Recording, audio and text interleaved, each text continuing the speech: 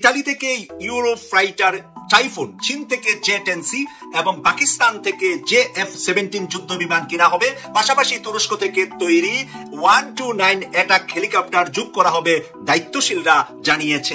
এ উদ্যোগ নীতিগত অনুমোদন ও দুই দেশের সরকারের সম্মতিতে চুক্তিপত্র চূড়ান্ত লক্ষ্যে ইতালি ও তুরস্কের পক্ষে সরাসরি আলোচনা হচ্ছে। চীনের সঙ্গে আগে জে-10C নিয়ে আলোচনার সূত্র ছিল, পরে 20টি জে-10C ক্রয়ের প্রস্তাব প্রায় $220 কোটি প্রস্তাব সরকারের কাছে আসে।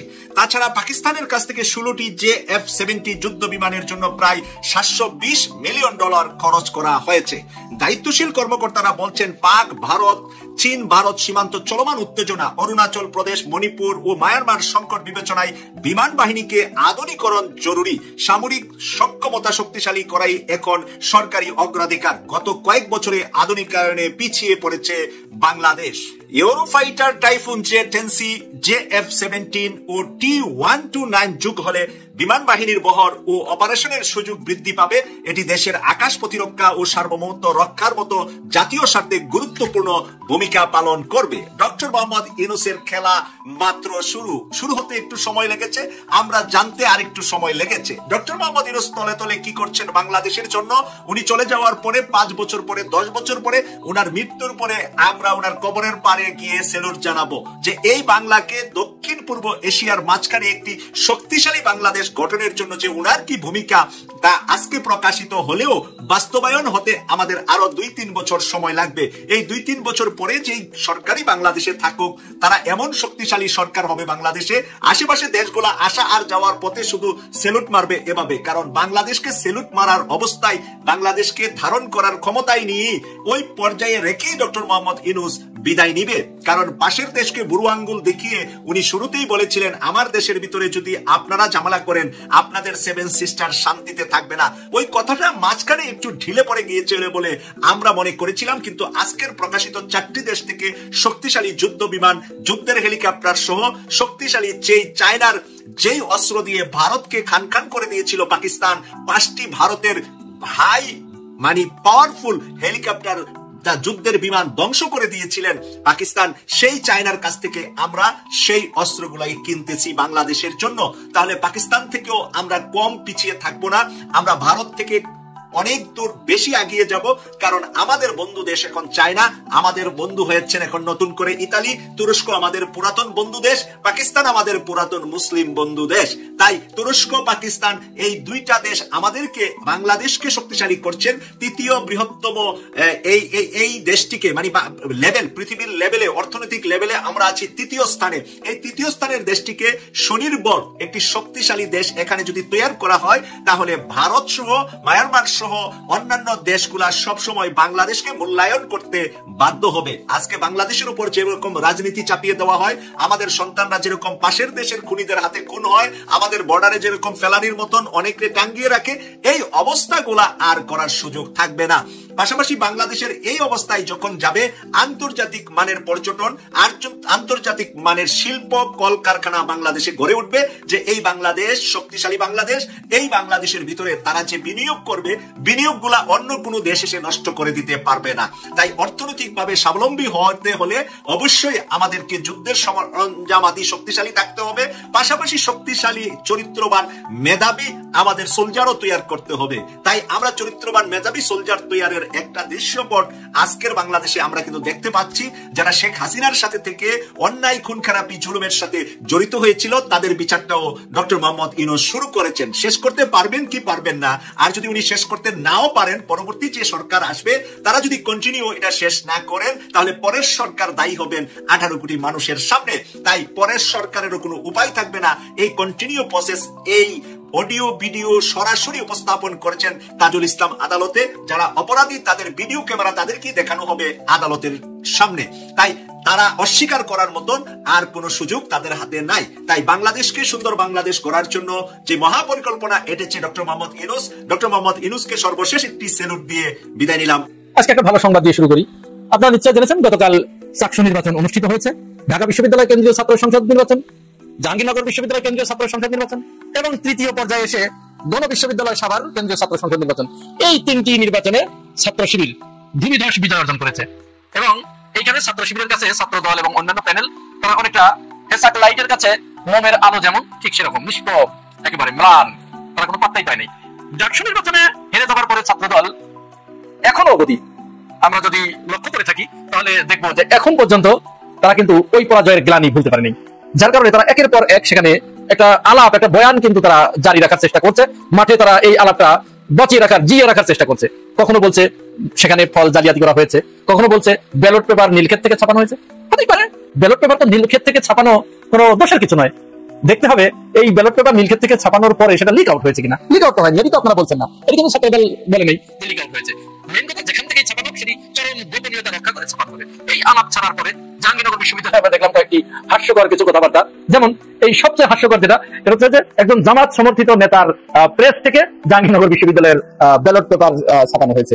বড়ই হাস্যকর বিষয়টা। ওরকম অনেক কাজ আপনারা মনে আছে আপনাদের হয়তো নিশ্চয়, দেলোয়ার হোসেন সাইদি সাহেব জঙ্গি নাটক যখন শেখ হাসিনা শুরু করলেন বাংলাদেশে প্রথম, তিনি যখনই কোনো সংকটের ভিতরে পড়ে, যখনই কোনো আকাম কুকাম তার দলীয় লোকজন করে ফেলে, তখনই এইটাকে ঢাকার জন্য পশ্চিমা বিশ্ব এবং ভারতকে খুশি করার জন্য তিনি কোনো কোনো জায়গায় জঙ্গি নাটক সাজান। তো এই জঙ্গি নাটক সাজাতে গিয়ে যখন কোনো ক্লু পান না, যখন কোনো ইস্যু পান না, তখন কি করেন? তখন বলেন যে এই যে জঙ্গিটা যেটা ধরা হয়েছিল এর আগের বার, এখন যে জঙ্গিটা ধরা হচ্ছে এই জঙ্গিটার সাথে ওই জঙ্গির সম্পর্ক হচ্ছে ওই জঙ্গির বাপের চাচা শ্বশুরের খালু, তার একটা সাবানের ফ্যাক্টরি ছিল, সেই ফ্যাক্টরি থেকে ওই সাবান কিনে এই বর্তমান জঙ্গির বাড়ির একটা চাকরের স্বাস্থ্য ভাইয়ের স্বাস্থ্য খালা তার চাচাতো চাচা এরকম একজন গোসল করেছে।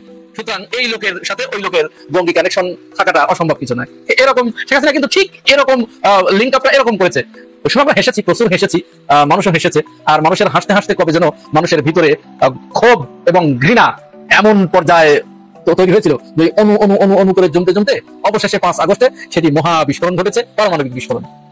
তো ওরকম আর কি ছাত্রদল সেখানে একটা অভিযোগ আনলো যে ব্যালট বাক্সটা ওরকম জামাত সমর্থিত প্রার্থীর প্রেস থেকে ছাপানো হয়েছে। পরবর্তীতে অনুসন্ধান করে দেখা গেল যে না, ওই যে ব্যালট বাক্স যার কাছ থেকে ছাপানো হয়েছিল তিনি বিএনপির কর্মী। তো এরকম কিছু। এরপরে তো সেখানে ছাত্রদলের কেন্দ্রীয় নেতা গভীর রাত্রে জাহাঙ্গীরনগর বিশ্ববিদ্যালয়ের হল থেকে আটক হলেন। এরপরে আমরা চলে গেলাম গণবিশ্ববিদ্যালয়। গণবিশ্ববিদ্যালয় যখন নিশ্চিত হারার পরে তারা বহিরাগত এনে গণবিশ্ববিদ্যালয়ের আশেপাশে বিশাল শোডাউন মিছিল, মানবো না।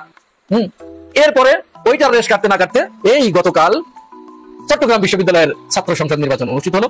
সারা দিনভর প্রচন্ড নাটকীয়তা, নানা ধরনের অভিযোগ উত্থাপন, আচরণ বিধি লঙ্ঘনের অভিযোগ, বিভিন্ন ধরনের। এর মধ্যে আমরা যেটা দেখলাম, ছাত্র দলের জিএস প্রার্থী তিনি জোরপূর্বক একটা গেটের তালা ভেঙে ব্যালট বাক্স ছিনতাই করার জন্য হয়তো গিয়েছেন, অনেকেই বলছে এই ব্যালট বাক্স ছিনতাই করার জন্য গিয়েছেন। সেখানে তিনি টিকতে পারেন নাই, পরবর্তীতে চলে আসতে বাধ্য হয়েছেন। তারপরে এজিএস প্রার্থী তিনিও এক জায়গায় অনধিকার প্রবেশ করেছেন, আচরণ বিধি লঙ্ঘন করেছেন। পরে এক শিক্ষক এসে তাকে হাত জোর করে বলছে আপনাকে সকাল থেকে আপনি ডিস্টার্ব করছেন, আপনাকে নিষেধ করা হচ্ছে, আপনি তারপরেও এখান থেকে বের হচ্ছেন, আপনি দয়া করে এক্ষুনি বের হয়ে যান। এটি আমরা দেখেছি। আমরা কিন্তু এই সমস্ত জায়গায় ছাত্র শিবিরের বিরুদ্ধে এই ধরনের কোনো অভিযোগ আমরা পাই নাই। ভাই এরকমই তো হবে। অভিযোগ কেন আসবে? একটা শান্ত শিষ্ট একটা নির্বাচন হবে, প্রার্থীরা ভোট দিয়ে যার যার জায়গায় অবস্থান করবে। যারা ছাত্র শিবির করছে, ছাত্র শিবির তো মডেল দেখাচ্ছে, তারপর কেন শিখছে না এই ছাত্র সংগঠনগুলো আমি বুঝতে পারছি না। এখান থেকে শিক্ষার অনেক কিছু আছে। তো ছাত্ররা এখন চরম সচেতন, জেনজিয়েরা। সেই সত্যি বলা যায় যে আপনারা আজকের ভিতরে, আমি যখন এই ভিডিও পাবলিশ করছি তার অল্প কিছুক্ষণের ভিতরে হয়তো চট্টগ্রাম বিশ্ববিদ্যালয়ের শিবিরের যে সমস্ত নেতৃবৃন্দ আছে, শিবির প্যানেলের জন্য আপনারা আনন্দ উদযাপন করতে পারবেন। আরেকটা আনন্দ আপনাদের জন্য ধেয়ে আসছে আপনাদের দিকে। আপনারা প্রস্তুত হন এই আনন্দ উৎসবকে উপভোগ করার জন্য। বিরাট পরাজয়ের দিকে ওয়াকারুজ্জামান।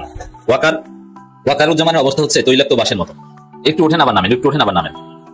জনগণের চাপ তো আছে, জনগণের ভয় প্রচন্ড। একটু কথা বলেন, ভালো মানুষ প্রশংসা করেন, আবার তলে তলে উল্টা। অভিযুক্ত সেনা কর্মকর্তাদের বিচারের বিষয়টাকে স্বাগত জানান, আবার পর্দার অন্তরাল ইউনুসকে চাপ দিয়ে বিচারকে বাধাগ্রস্ত করার জন্য সাবজেল আদায় করে নেন। সাবজেলের যে কাহিনী, ক্যান্টনমেন্টের ভিতরে একটা বিল্ডিং কে যে ভূমিকা সেখানে রাখবেন, ওটা বিচারকে বাধাগ্রস্ত করা। আপনার ঠিক মতো ট্রাইব্যুনালে তাদেরকে হাজির করবেন না, বলবেন জ্বর হয়েছে, ডায়রিয়া হয়েছে, মাথা ব্যথা। এরকম করে করে আপনারা দেখবেন যে ইউনুসের মেয়াদ তো যাক, তারপর আবার কিসের বিচার? এরকম ধান্দা আছে, আমরা জানি। এগুলো সব ওয়াকারুজ্জামান করছেন। আবার সাবেক সেনা অফিসারদের অনেককে মাঠে নামিয়েছেন, তারা প্রেস কনফারেন্স করেছে। না, এই আইসিটিতে তাদের বিচার হওয়াটা উচিত নয়, তাদের বিচার হতে হবে সেনা আইনে। প্রয়োজনে সেনা আইন সংশোধন করতে হবে, কারণ গুমের অপরাধের বিচারের কোনো বিধান সেনা আইনে নাই। এখন অনেকে বলছে যে প্রয়োজনে এটা অ্যামেন্ডমেন্ট করতে হবে, তারপর আইসিটিতে বিচার হওয়াটা ঠিক না। নানান ফন্দি ফিকির করছে, কিন্তু না, ওয়াকার পরাজয়ে বরণ করছে। আমি নিশ্চিত নানান মহল যেভাবে জেগে উঠেছে, টিআইবি সহ সাধারণ জনগণ 22 তারিখের মধ্যে আপনারা দেখতে পাবেন যে অভিযুক্ত সেনা কর্মকর্তারা ওইসব স্পেশাল কোনো বিল্ডিং থাকতে পারবে না, তাদেরকে কেরানীগঞ্জ কিংবা কাশিমপুর নিয়ে যাওয়ার রায় ট্রাইব্যুনাল দিবে। এই ঘটনা ঘটবে, সেটা হবে ওয়াকারের আরেক পরাজয়। সেই পরাজয়ের দিকে যাচ্ছেন। আর সুখবর হচ্ছে, সংস্কার ঠেকানোর নানা ষড়যন্ত্র থাকলেও সেনাবাহিনী অনিবার্য সংস্কার ঠেকানো যাবে না। দেখেন, এখানে জনগণ সব ফাঁক ফোকর বুঝে গেছে। তো জনগণ যেহেতু চায় সংস্কার হবে, ডিজিএফআই এইভাবে আর থাকতে পারে না, এটা ভেঙে দিতে হবে অথবা সংস্কার করতে হবে। মিস্টার ওয়াকারুজ্জামানের সামনে অন্ধকার, তার সামনে সিরাতুল মুস্তাকিম ছাড়া কোনো রাস্তা নাই। আর সিরাতুল মুস্তাকিমে আসলে, সহি পথে আসলে আইনের শাসনকে আপনাকে অ্যাপ্রিসিয়েট করতে হবে, সেনাবাহিনীকে পেশাদার বানাতে হবে, যুক্তি সংস্কার করতে হবে। সেনাবাহিনী যে হাজিরা ধ্বংস করেছে, আজকে সেনাবাহিনী নিয়ে যে বিতর্ক, এটা সমাধান ওয়াকারকে করতে হবে, কারণ ওয়াকারের চাকরি এখন অনেকদিন আছে। এই জন্য আমি যেটা মনে করি, যেহেতু ওয়াকারের সব প্রজেক্ট জয় বাংলা হয়ে যাচ্ছে, কোনো কিছু একটাও যেহেতু টিকছে না, আস্তে আস্তে ওয়াকার নাকে খত দিয়ে লাইনে আসতে বাধ্য হচ্ছেন। এই কারণে আমরা বিশ্বাস করি ওয়াকারুজ্জামান নিজেই টেকার জন্য সেনাবাহিনী সংস্কার করবেন। এই ডিজিএফআই এটা হয় ক্যান্টনমেন্ট থেকে বের করে দিবেন, নইলে এটা সংস্কার করবেন। এই ডিজিএফআই নিয়ে অনেক একটা রহস্য, যে তারা বলছে যে এটা সেনাবাহিনীর কিছু না। আমি যত বড়ই সেনা অফিসার হই, আমাকে তাদের সিস্টেমে চলতে হবে। আমি যদি তাদের কাছে যেতে চাই, তাদের আইন মেনে যেতে হবে, আমার আলাদা কোনো জুরিসডিকশন নেই। কিন্তু জিনিসটা আবার সেনাবাহিনী ক্যান্টনমেন্টের মধ্যে চালায় সেনাবাহিনীর লোকজন। মানে এটা নিয়ে একটা রহস্যজনক একটা অবস্থা। এটা স্পষ্টীকরণ করতে হবে। হয় ডিজিএফআই কে ক্যান্টনমেন্ট থেকে বের করে দিতে হবে, নইলে ডিজিএফআই সংস্কার করার নামটা চেঞ্জ করে। এই র্যাবের নাম পরিবর্তন করার কথা কই কিছুই দেখি না। পুলিশের ড্রেস, লোগো, অনেক কিছুই নতুন হওয়ার কথা, এখন পর্যন্ত আমরা কিছুই দেখি না। এগুলো করতে হবে।